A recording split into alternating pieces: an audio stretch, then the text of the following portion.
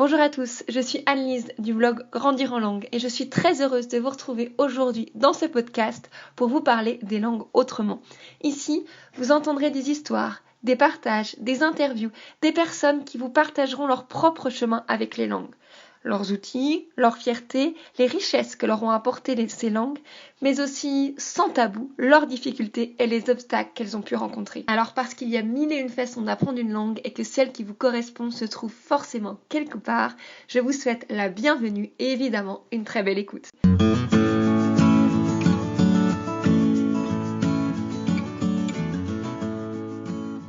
Le système scolaire, on est tous d'accord pour dire que c'est un sujet qui fait débat. On a tous notre avis à donner, une expérience à raconter. On est tous plus ou moins d'accord pour dire qu'il y a beaucoup de choses qui vont pas. Mais est-ce qu'on sait vraiment comment faire quand on n'aime vraiment pas l'école ? Quand on ne se sent pas à sa place dans ce système, mais qu'on a quand même envie d'apprendre? Comment faire quand on a envie de créer des projets, mais que le système ne nous donne pas les bases pour y arriver? Aujourd'hui, je vous propose d'aborder ce sujet avec Olivier Roland, un célèbre entrepreneur du web qui, après avoir quitté l'école à 17 ans sans diplôme, a créé sa propre boîte et a petit à petit réussi à vraiment créer sa vie professionnelle en partant de rien. Aujourd'hui, il a une entreprise qui fonctionne très bien partout dans le monde. Il a écrit un livre qui s'appelle « Tout le monde n'a pas la chance de rater ses études » dans lequel il raconte justement son expérience et il donne des conseils à toutes les personnes qui se retrouvent dans ce qu'il a pu lui ressentir et dans cette envie de créer quelque chose, d'entreprendre hors du système scolaire. Alors, Olivier, il va nous livrer ses conseils. Il a accepté de répondre à mes questions sur l'apprentissage des langues, mais sur l'apprentissage aussi en général. Il nous explique comment, lui, il a réussi à apprendre des langues et à apprendre tout court en sortant du système scolaire. Comment il a réussi à s'approprier ses connaissances et à faire de son entreprise une véritable force pour lui et pour toutes les personnes avec qui il travaille. Je vous laisse découvrir cela tout de suite et je vous souhaite une très belle écoute.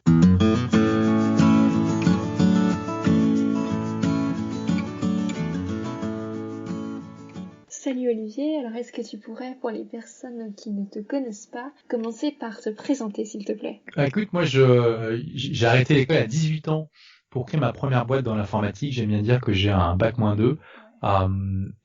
Aujourd'hui, je suis à la tête d'une entreprise qui me permet d'inspirer des centaines de milliers de personnes via mes blogs, ma chaîne YouTube. J'aime bien dire que je suis un prof de liberté en fait. Je partage auprès d'entrepreneurs et de créateurs d'entreprises comment avoir une entreprise qui est au service de leur vie plutôt que l'inverse. Et je parle en connaissance de cause parce que cette première boîte que j'avais créée, j'ai trouvé extraordinaire. Mais en fait, au bout de quelques années, je me suis rendu compte que cette boîte que j'avais créée pour devenir libre était en fait devenue une prison. Pourquoi ? Parce que j'y travaillais 60-70 heures par semaine comme beaucoup d'entrepreneurs, c'était ma seule source de revenus. Je voyais pas comment la vendre. Je voyais pas comment diminuer mon temps de travail dedans sans le mettre en péril la rentabilité. Et je ne voyais pas non plus comment l'arrêter, puisque en tant que gérant d'entreprise en France, j'avais pas le droit au chômage. Donc je me suis dit, c'est dingue, là je veux un meilleur équilibre entre ma vie pro et perso, je peux pas l'avoir, parce que je suis emprisonné dans ma propre boîte. Et je me suis mis en quête de solutions pour ça, et que j'ai mis plusieurs années à trouver, et que j'ai mis en place, et voilà. Aujourd'hui, j'ai un business qui me donne une liberté totale, il est entièrement sur Internet, donc ça me permet déjà d'être où je veux. Ça fait depuis 2011 que je voyage plus de 6 mois par an, qui me donne aujourd'hui un bien meilleur équilibre de vie. Je suis plus à 60 heures de travail par semaine du tout, et ça me fait très plaisir. Donc oui, tu as eu envie de partager ton expérience. Oui, exactement. Je reviens un peu sur ton parcours scolaire. Est-ce que tu saurais dire ce qui était le plus dur pour toi à l'école ? Est-ce qu'il y a eu par exemple un élément déclencheur qui t'a fait complètement arrêter ? Alors déjà, moi, j'étais quelqu'un de très très timide et les filles me terrifiaient. Donc voilà, et en même temps, je voulais être auteur, donc je me suis retrouvé en première littéraire. Et du coup, on était 32, il y avait 28 filles, donc j'étais pas méga à l'aise. Mais c'était surtout ce qui m'a fait arrêter l'école si jeune pour lancer l'entrepreneuriat, c'est que oui, je me retrouvais plus du tout dans le système. Je comprenais pas pourquoi j'apprenais tout ce que j'apprenais. Je voyais pas la praticité du truc.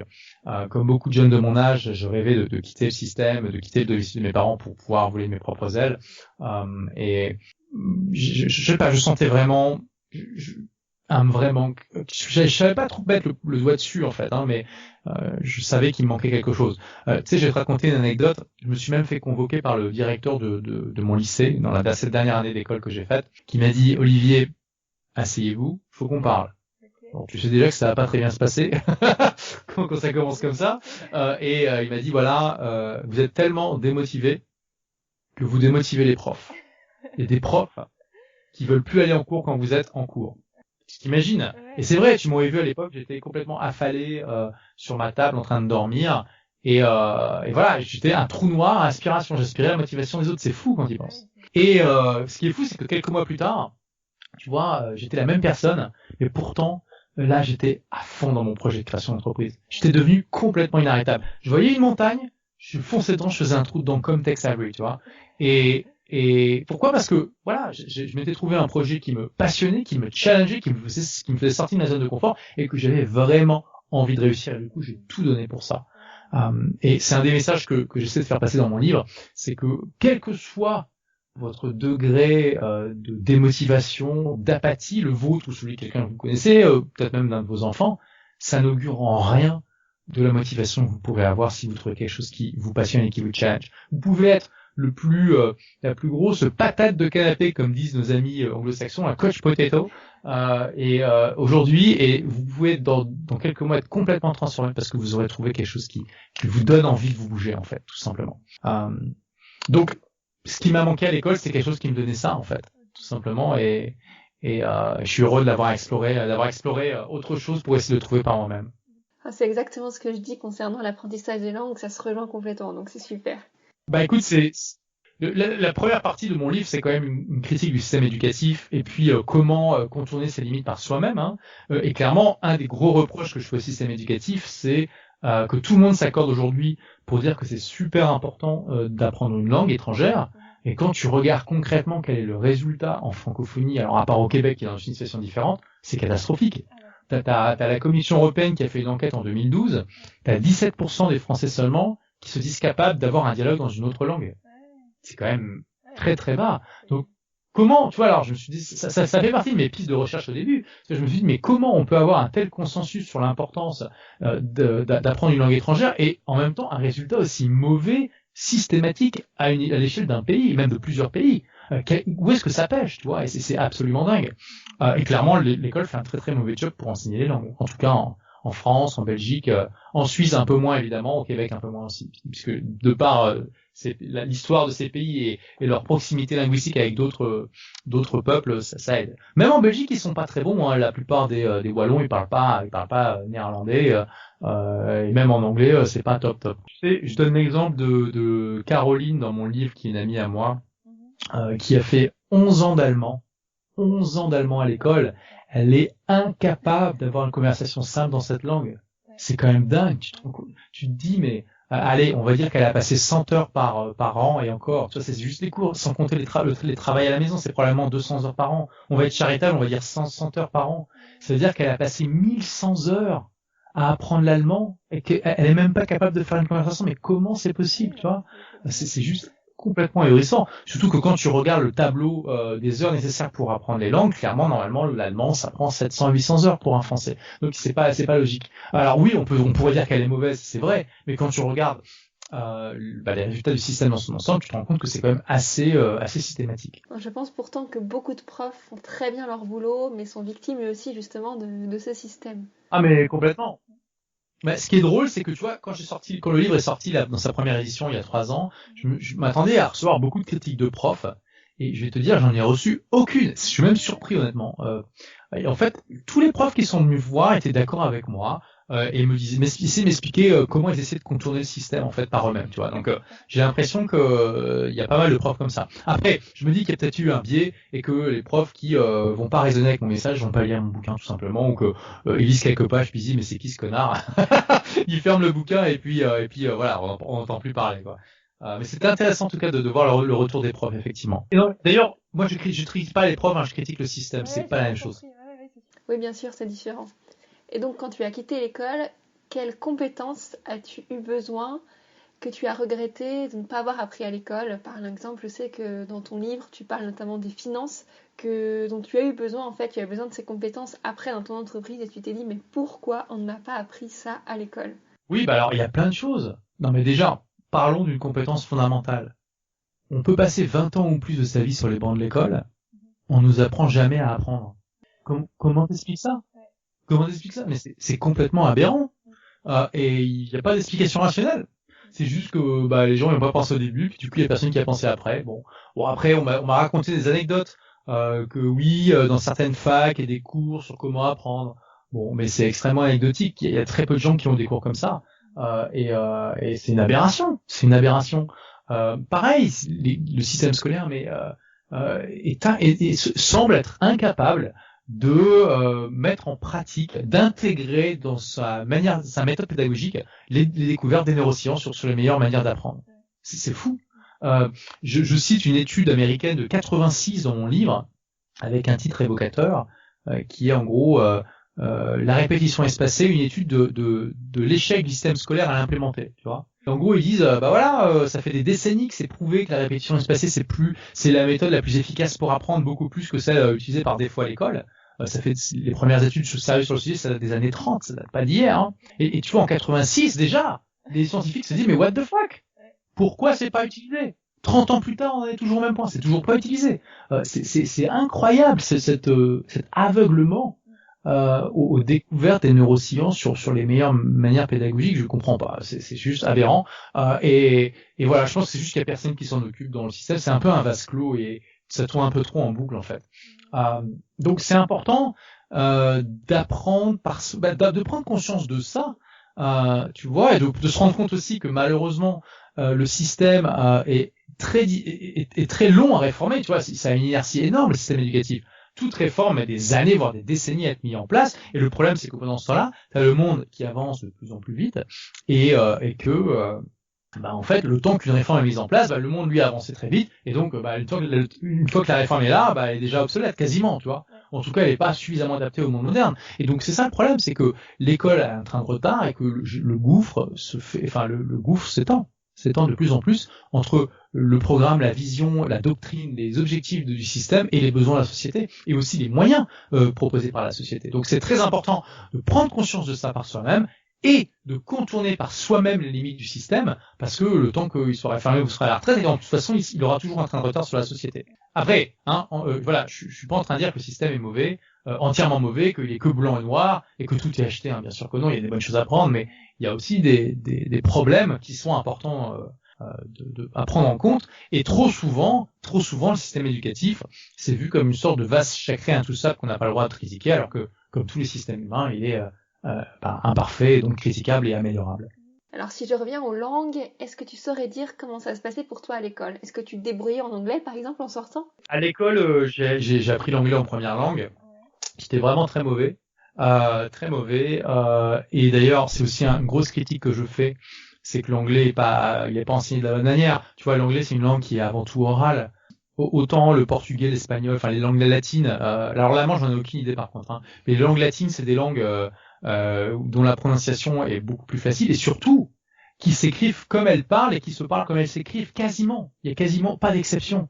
Tu vois, moi là, j'apprends le portugais, c'est juste extraordinaire. En lisant un mot, je sais à peu près exactement comment le prononcer. Ça, c'est fou. Je sais exactement où mettre parce que il y a un accent dessus.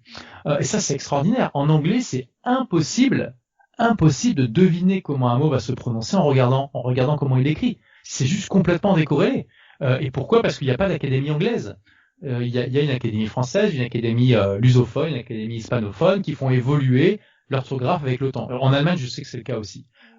Et du coup, ça aide à ce que la prononciation reste grosso modo corrélée à la manière dont c'est écrit. Tu vois, quand tu lis un bouquin imprimé au XVIIIe siècle ou au XVIIe siècle, c'est pas pareil. Les F, c'est comme des S. Il y a des lettres qui existent plus, comme dans forêt, il y a un S, par exemple, comme dans forest en anglais. Enfin, il y a des tas de trucs qui changent, quoi. Et c'est en partie parce que la prononciation a changé. Et donc l'anglais a pas du tout suivi ça, et ça c'est super chaud. Et du coup, les profs commencent par l'écriture, alors que c'est pas du tout comme ça qu'ils devraient faire. Et en plus de ça, gros reproche aussi. Je pense qu'en fait, de manière globale, surtout pour les langues où la prononciation est importante comme l'anglais, parce que En anglais, si je dis pas de bêtises, il y a 1100 sons différents. Non, je dis des bêtises. Il va y avoir 60, enfin, j'ai plus les chiffres en tête, donc je vais dire des bêtises. Mais grosso modo, il y a des dizaines de sons différents et 1100 manières de les écrire. Okay, et voilà, et il y a des tas de sons qui n'existent pas dans notre langue et qui sont importants à comprendre, tu vois, comme la différence entre the et the, qui est aussi évidente pour un anglophone que u et ou pour nous. Alors que pour beaucoup de gens, u et ou, ils arrivent même pas à entendre la nuance tellement c'est proche en fait. C'est juste la langue qui n'est pas placée au bon endroit sur la pointe, c'est tout. C'est la seule différence. Donc c'est très très subtil, trop subtil pour la plupart des gens. On devrait, pour des langues où l'oral est très important comme l'anglais, avoir des anglophones natifs. Parce que non seulement déjà on part pas avec la bonne méthode, mais on part avec des profs qui ont des accents aussi, des accents français ou francophones. Donc forcément on part avec déjà deux boulets au pied, quoi. Comment tu veux réussir à prononcer correctement une langue comme ça? C'est super difficile. Et voilà, je jette pas la pierre aux profs qui enseignent l'anglais en France, mais ils apporteraient plus de valeur probablement en enseignant le français dans des pays anglophones et inversement, tu vois. Donc voilà, et on demande, c'est une aberration du système aussi, on demande à ce que les gens qui enseignent l'anglais en France aient un français parfait. Franchement, leur français peut être moyen et il faut que leur anglais soit bon. C'est ça le plus important. Bref, donc alors bon, ce qui est bien, c'est qu'aujourd'hui, la bonne nouvelle, c'est que voilà, le temps où on était bloqué avec un prof avec un accent horrible et qui avait pas la bonne méthode, c'est révolu. Aujourd'hui, si t'es un mauvais prof d'anglais, tu peux trouver des milliards de vidéos en anglais sur YouTube. Tu peux trouver des tas de gens qui t'enseignent l'anglais sur YouTube avec le bon accent. Donc ça aide. Mais donc voilà, l'anglais j'étais mauvais, je savais pas bien le parler, je j'étais pas capable de comprendre un film ou quelqu'un qui me parlait, il fallait qu'il parle lentement, tu vois, sinon je comprenais pas bien, etc., etc. Et l'espagnol, j'en ai fait 3 ans. Enfin alors attends, j'étais tellement mauvais en anglais qu'en fait mes profs m'avaient dit écoute, on va te faire de l'anglais renforcé. Plutôt que, alors voilà, j'étais pas très bon non plus, faut le dire aussi. Il y a des gens, bien sûr, qui arrivent à bien apprendre l'anglais avec le système. Je suis pas non plus en train de dire que c'est tout noir, ok? Mais quand tu regardes les chiffres de manière générale, tu vois que ça marche pas pour la plupart des gens. Et moi, et puis même, tu peux être très très bon, tu peux être bien noté et ne pas savoir parler. Mon amie Caroline, qui a fait 11 ans d'allemand, elle avait des bonnes notes en allemand. C'est ça le pire. Elle avait des bonnes notes en allemand. Et elle sait pas faire une conversation, mais c'est complètement décorrélé de la réalité. Enfin, tu vois, ça m'énerve même, ça m'énerve. Et voilà, donc, j'étais tellement mauvais en anglais qu'on m'a dit fais de l'anglais renforcé plutôt que de faire de l'espagnol. Donc j'ai pas fait beaucoup d'espagnol, tu vois. Mais voilà. Et finalement, l'anglais, je m'y suis mis après l'école. Alors, quand même, faut rendre à César ce qui est à César. L'école m'a donné les bases nécessaires en anglais pour que j'apprenne après par moi-même. Donc c'est déjà pas mal. C'est déjà pas mal. En fait, quelques années après que j'ai arrêté l'école, je me suis dit bon, l'anglais c'est quand même important. Ça va me servir dans la vie. Puis j'avais envie de voyager, tu vois. Donc je me suis dit c'est clair, ça va m'être utile. Donc je me suis dit je vais me mettre à lire des bouquins. Et j'ai commencé par Harry Potter en fait. Je me suis rendu compte qu'Harry Potter, il y a un gros avantage, c'est qu'en fait la série démarre, c'est vraiment écrit pour des enfants. Donc c'est des livres petits, écrits avec un vocabulaire simple, presque enfantin. Et au fur et à mesure que Harry Potter grandit, on dirait que la cible change aussi. Le vocabulaire se complexifie, les livres deviennent de plus en plus gros. Quand tu as lu le 5e bouquin d'Harry Potter en anglais, tu peux lire quasiment tous les autres livres en anglais du monde, à part peut-être des trucs très techniques, tu vois, sur la physique nucléaire. Bon, mais voilà, c'est tellement gros que voilà, t'as lu une encyclopédie, quoi. Et c'est excellent comme progression. Et après, je me suis mis à écouter des podcasts en anglais, à regarder des films en anglais, d'abord avec des sous-titres en français, puis après avec des sous-titres en anglais, puis après en enlevant les sous-titres, etc., etc. Puis après, bien sûr, je me suis mis à aller aux États-Unis et tout ça. Donc tout ça a développé beaucoup mon anglais. Et puis après, le portugais, par contre, c'est ça qui est génial, c'est que j'ai vraiment appris tout seul de A à Z. Et ça, c'est une excellente expérience dont je parle en partie dans mon livre. Alors dans les grandes lignes, comment est-ce que tu as fait pour apprendre le portugais? Tu peux nous en dire un peu plus? Oui, alors ça, honnêtement, c'est plus pour le kiff qu'autre chose. C'est juste que c'est comme l'espagnol, c'est une langue extrêmement proche du français, donc c'est beaucoup plus facile à apprendre que le chinois. Des fois, tu vois, je me rappelle pas de comment on dit un mot. Je prends la racine française, je la portuguise et ça marche 40% du temps, qui est déjà énorme. Je veux dire, essayer de faire ça en chinois, ça marche pas. Hein, donc voilà. Et même quand tu dis pas le mot exact, souvent tu vas dire une approximation suffisante pour que la personne en face te comprenne. Donc c'est sûr que ça aide beaucoup. Oui. Alors déjà, ce qui a déclenché ça, c'est que donc j'avais essayé aussi d'apprendre l'espagnol tout seul après l'école, juste parce que je me suis dit j'ai envie d'apprendre une langue. L'espagnol, voilà, c'est une langue extrêmement parlée, 500 millions de personnes dans le monde, ça va être sympa. Et honnêtement, je me suis pas accroché suffisamment parce que ma motivation n'était pas assez forte. Et ça, c'est important. Il y a beaucoup trop de gens qui se lancent dans les langues parce que oui, ils ont envie, mais ils n'ont pas un vrai pourquoi. Ils n'ont pas une motivation suffisamment forte pour s'accrocher. Parce que le plus gros écueil dans les langues, faut pas se leurrer, c'est l'abandon, quoi. La plupart des gens, ils vont abandonner en cours de route, surtout s'ils apprennent tout seuls. Voilà. Déjà, je veux dire, t'as des gens, on les fouette toute l'année pour que ils apprennent une langue et qui au moins ils passent les examens de fin d'année, ils sont toujours incapables de tenir une conversation. Donc, comment tu veux apprendre une langue par toi-même si t'as pas la motivation pour ça? Et le portugais, j'avais la bonne motivation. Déjà, alors ça aide énormément, c'est clair. J'avais une copine brésilienne, donc ça, c'était une bonne motivation pour moi. Et je me suis rendu compte aussi que j'avais plein d'amis au Brésil, des amis au Portugal, que j'allais régulièrement dans ces pays-là, que j'adorais ces pays-là, j'adore toujours d'ailleurs.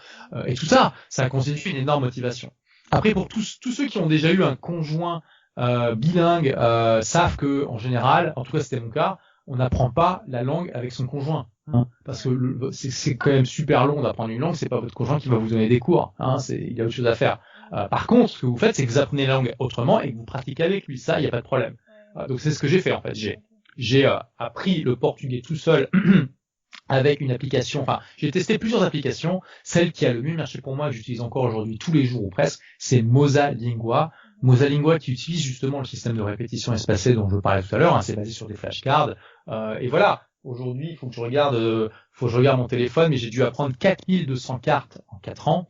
Une carte, ça peut être un ou plusieurs mots, donc on va dire j'ai probablement appris entre 5 et 6 000 mots grâce à cette application. Et ça m'a énormément aidé. Donc c'est ce que j'utilise à 95% pour apprendre le portugais. Après, je pratiquais un peu avec ma copine brésilienne. Bon, on n'est plus ensemble maintenant, mais voilà, je pratiquais un peu avec elle. Je me rappelle, la première fois qu'on a eu une conversation d'1 heure en portugais, j'ai réussi à faire ça, j'ai eu la larme aux yeux. Je trouvais ça incroyable, tu vois, incroyable. Et puis je pratique quand je peux, quand je vais au Portugal et au Brésil, voilà. Et puis maintenant, bah voilà, puis je me suis mis à écouter des podcasts, à regarder des films en portugais, enfin en brésilien, surtout en brésilien. Hein. Et c'est comme ça que je développe au fur et à mesure. Et puis voilà, me lancer des défis tout simplement, comme faire une présentation d'1 heure en portugais devant 500 personnes. C'est fou parce que le nombre de gens à qui j'ai dit j'apprends le portugais, mais qui me disaient mais pourquoi le portugais c'est pas intéressant, qui se rappellent pas ou qui ont pas dans leur radar ou dans leur conscience qu'au Brésil on parle portugais. Beaucoup de gens, je pense que si tu leur demandes vraiment concrètement, qu'ils se mettent à réfléchir, ils vont se rappeler qu'au Brésil on parle portugais, mais beaucoup de gens englobent plus ou moins inconsciemment le Brésil dans la sphère hispanophone en fait. Donc on se dit le portugais ça sert à rien, mais bon, il y a quand même 200 millions de personnes qui le parlent au Brésil, hein, c'est quand même pas rien. Plus l'Angola, le Mozambique, le Cap-Vert et la diaspora portugaise dans le monde entier qui est quand même pas négligeable. Hein. En France, il y a beaucoup de Portugais et de descendants de Portugais. Tu sais que j'ai découvert avec étonnement que la ville où il y a le plus de Portugais en dehors du Portugal, c'est Paris, et que le Luxembourg, au Luxembourg, c'est carrément 25% de la population qui est d'origine portugaise. En fait, il faut savoir que il y a un truc qui a très marquant dans l'histoire de ce pays, c'est la dictature de Salazar. Qui en gros a mis en place pas mal de mesures il y a 10% de la population portugaise qui a émigré du pays, hein, sous la dictature, c'est énorme, c'est 1 million de personnes.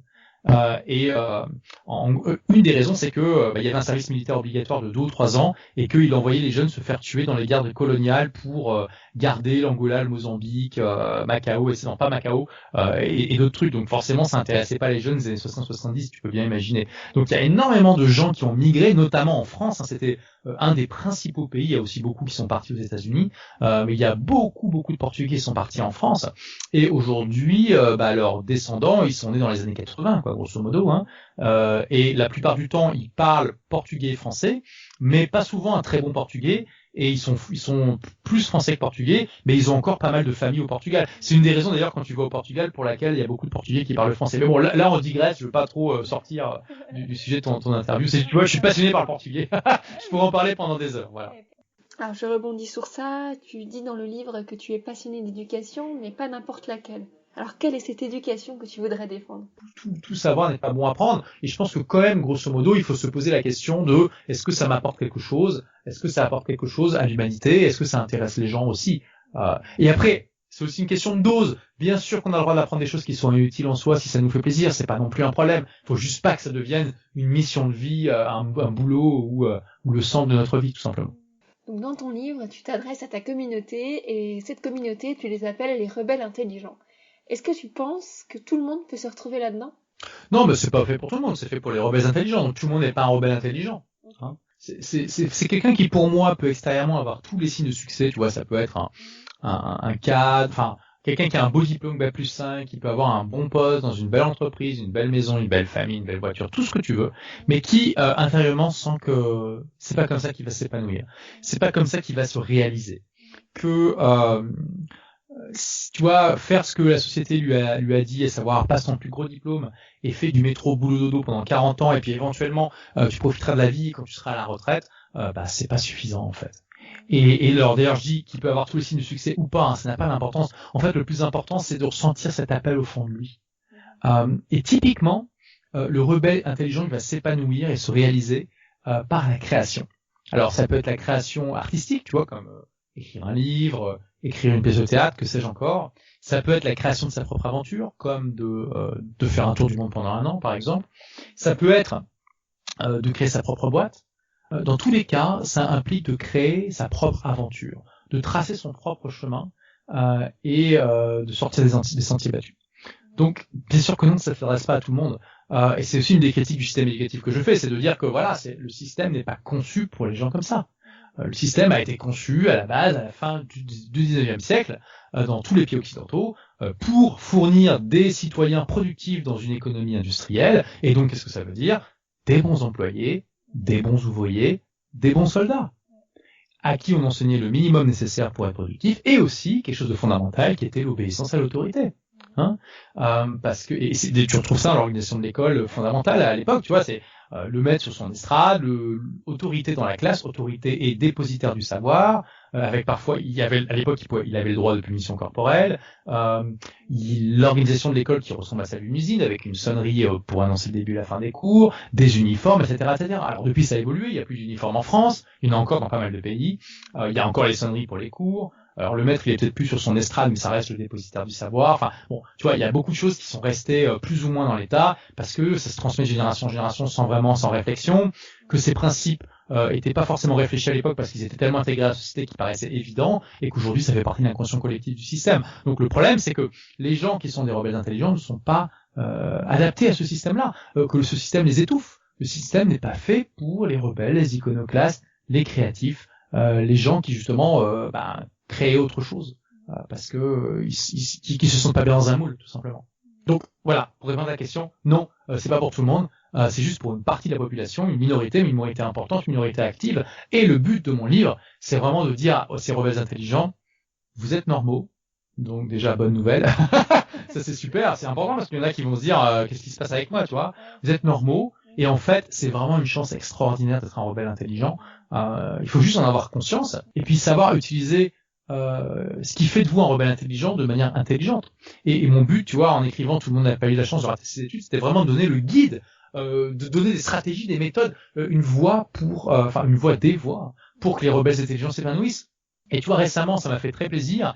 Il y a quelqu'un qui a publié un commentaire sur Amazon qui disait, voilà, en lisant Tout le monde n'a pas eu la chance de rater ses études, j'ai découvert que non seulement j'étais un rebelle intelligent, mais que je n'avais jamais eu le manuel d'utilisation. Et quand j'ai lu ça, je me suis dit, mais c'est génial, le mec, il a tout compris, il a vraiment compris mon message, tu vois. Et ça me fait plaisir, ça me fait plaisir. En fait, j'avais vraiment en tête, tu vois, je me suis dit, il y a des tas de gens, en fait, les rebelles intelligents, c'est des braises, en fait, tu vois. Il leur faut juste une petite brise pour qu'ils prennent et qu'ils fassent des feux magnifiques, pleins de chaleur et de lumière. Et le problème, c'est que ces braises, on les a mouillées toute leur vie. Et moi, je veux, à mon échelle, être juste une petite brise qui fait en sorte que quelques braises prennent, tu vois. Et voilà, apparemment, cette personne, ça a été une braise qui a pris, et ça me fait très très très plaisir de savoir qu'il y a au moins quelques braises que j'ai aidé à prendre, tout simplement. Ouais, je pense qu'il y en a beaucoup. Et du coup, Merci. par rapport à ça, parce que du coup, toi à la base, tu dis du coup les rebelles intelligents, il faut qu'ils trouvent l'aventure de leur vie, leur passion, etc. Et toi, quand même, au début, quand tu as créé ton entreprise, tu avais quand même la chance, entre guillemets, d'avoir une passion, tu t'y connaissais en informatique, etc. Qu'est-ce que tu dirais à un jeune aujourd'hui qui est dans la situation dans laquelle tu étais, mais qui sait pas du tout ce qu'il aime faire, qui est vraiment perdu, en fait, de ce côté-là? tu vois, c'est ce que je disais tout à l'heure, tu peux être complètement apathique et tellement démotivé que tu démotives les profs, c'est quand même un niveau assez élevé, hein. J'étais vraiment champion olympique de la démotivation quand même. Ça n'augure en rien de l'énergie que tu pourras avoir plus tard. Tu peux être une patate de canapé, être affalé dans ton salon à regarder la télé toute la journée. Si tu trouves un projet qui te passionne et qui te challenge, dans quelques mois, tu peux te transformer. Et ça, c'est super important de le comprendre. Donc, faut pas prendre ton énergie actuelle comme une fatalité. Ça l'est pas. Et du coup, pour trouver quelque chose qui t'intéresse, si t'as rien qui t'intéresse aujourd'hui, c'est important d'explorer. Tu vois, je dis toujours, il y a des gens des fois qui viennent me voir et qui me disent Olivier, c'est génial tout ce que tu racontes, mais moi, j'ai pas de passion, je fais comment? Et je leur dis, mais t'as pas de passion, mais peut-être que tu fais partie des rares personnes qui ont pas de passion. Mais moi, je dis plus probablement, t'es passionné par des trucs que t'as jamais explorés. Peut-être que t'es le plus grand passionné du monde deltaplane et t'as jamais fait le deltaplane de ta vie, donc t'en sais rien. Peut-être que t'es le plus grand passionné du monde de salsa, mais t'as jamais fait de salsa de ta vie, etc., etc. On est probablement entouré de trucs qu'on adorerait si on le faisait, mais on le fait pas. Donc c'est aussi important de se mettre dans une démarche, de pas être trop dans sa routine et de savoir aller explorer de nouvelles choses régulièrement. Alors vous pouvez vous faire un jeu, faites-vous un jeu peut-être une fois par semaine pendant 1 an ou 3 mois. Faites un truc que vous avez jamais fait. Une fois par semaine, c'est pas la mer à boire, ça peut même être très très fun.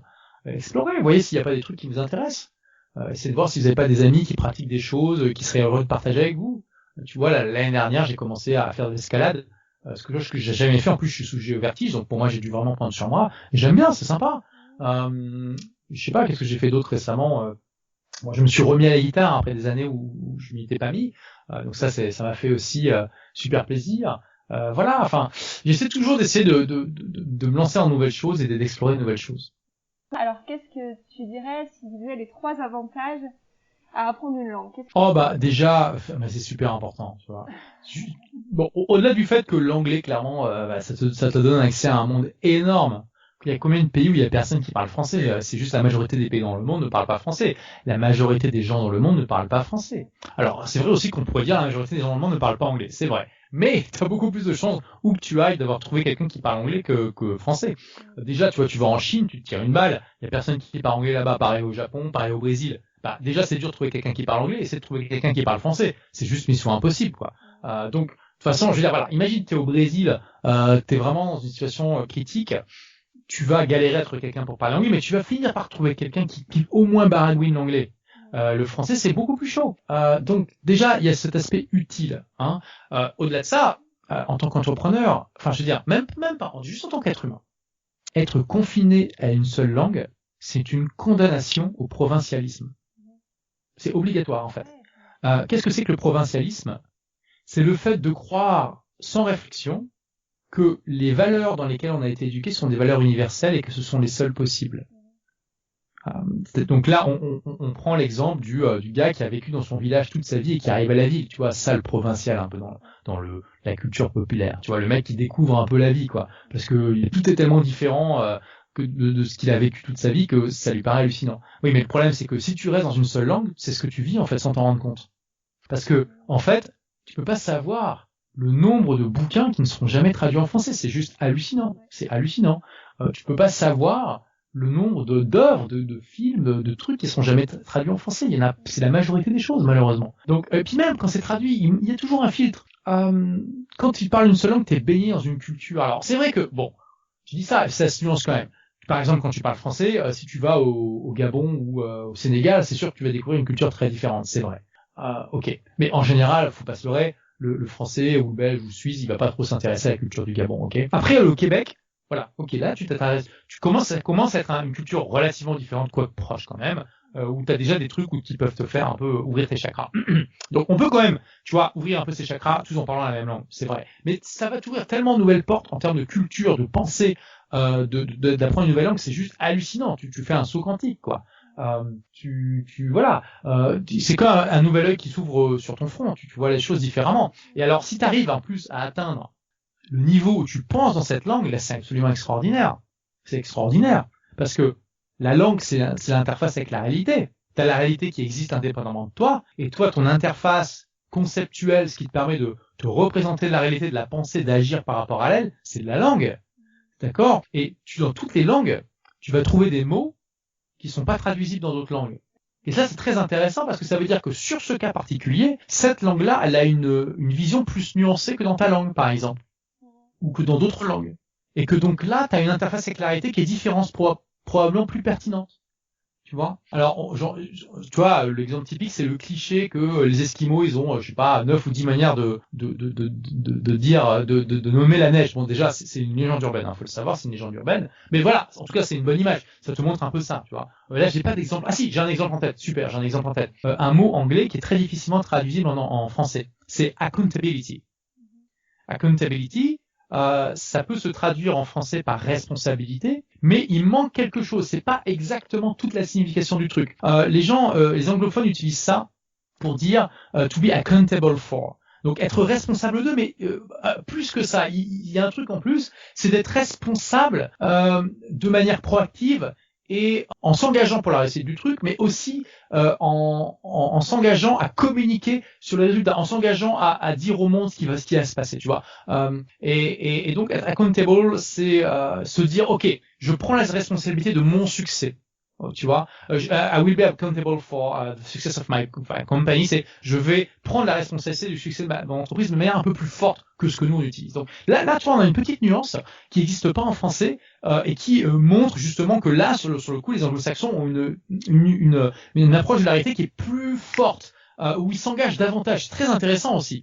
Et il y a des tas d'exemples comme ça dans toutes les langues. Donc tu vois, ça c'est juste un exemple parmi des milliards de ce qu'apprendre une langue peut t'apporter. Moi, j'adore penser et parler business en anglais parce que justement je me trouve plus dans l'action et plus pertinent en fait quand je réfléchis en anglais sur le business que quand je réfléchis en français. Tu vois, c'est intéressant. Donc il y a ça en fait. Ça t'ouvre une nouvelle interface qui t'enrichit à un point extraordinaire. Juste extraordinaire. D'ailleurs, il y a plein d'études qui montrent que les gens qui parlent d'autres langues ont plus de succès de manière générale. Donc voilà, et après ça, donc je récapitule. Hein, tu m'avais dit 3 points. D'abord l'aspect pratique de voilà, tu peux plus facilement communiquer dans les autres pays, ça c'est évident. 2, ça t'ouvre un nouvel œil, une nouvelle interface avec la réalité, ça c'est sûr. Et puis 3 finalement j'ai déjà dit, ça t'empêche d'être provincial quoi. Bon, c'est lié au point 2 aussi, mais ça te permet, ça te permet à la fois d'apprendre ces cultures directement et aussi de pas être engoncé dans une culture, prisonnier d'une culture et prisonnier d'une manière de penser.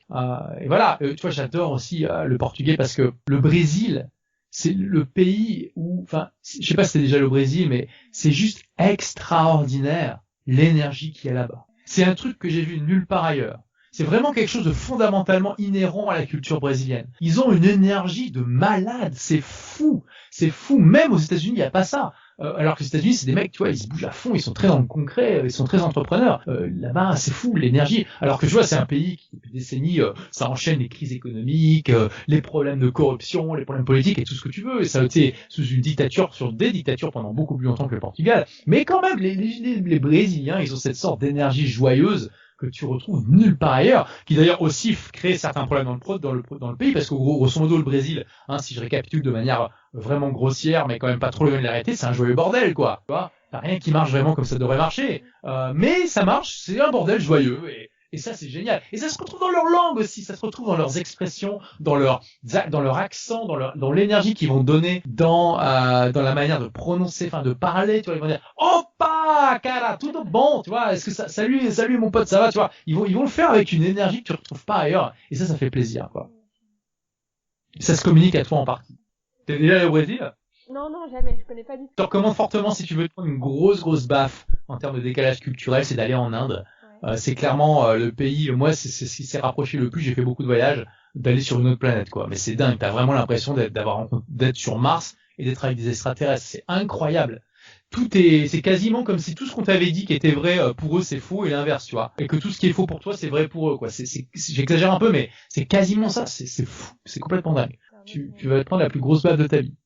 Je vais le mettre dans la liste des projets alors. Ok, écoute, là t'as répondu à pas mal de questions. Est-ce que tu voudrais dire un truc pour finir? Je sais pas. Écoute, non, je me dis que les gens qui sont encore là, ça fait bien 40 minutes, plus de 40 minutes qu'on a démarré, c'est qu'ils sont intéressés, motivés par le sujet. Donc voilà, prenez juste une chose dans tout ce qu'on vient de dire qui vous a interpellé et puis mettez-la en pratique dans votre vie. Comme ça vous permettra que ces 45 minutes d'écoute que vous avez passées là, ce soit pas juste de la culture générale, voire même j'irais jusqu'à dire, ça sera pas juste de la masturbation intellectuelle, mais ça sera une compétence concrète que vous allez implémenter dans votre vie. Donc, prenez quelques instants, posez-vous la question, qu'est-ce que je peux implémenter de tout ce que je viens d'entendre, et faites-le maintenant, tout simplement. Ça peut être tout simplement d'installer Mosalingua pour apprendre une langue, par exemple. Super, merci beaucoup. Merci à toi.